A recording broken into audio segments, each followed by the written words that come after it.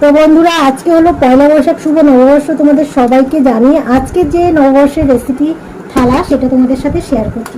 তো প্রথমে গরম ভাতটা বেড়ে নিয়েছি, তারপরে নিয়েছি আলু ভাজা, আর এটার মধ্যে নেব একটু স্যালাড।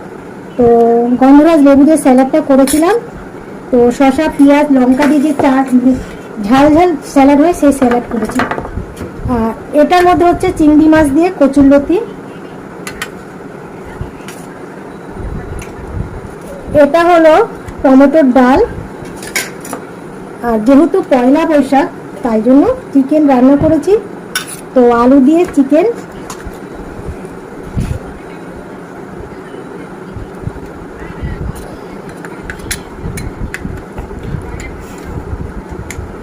তো এই হলো চিকেনটা, একটু পাতলা পাতলা করেছি। এই হলো চিকেন, টমেটোর ডাল, চিকেন, কচুরলতি, স্যালাড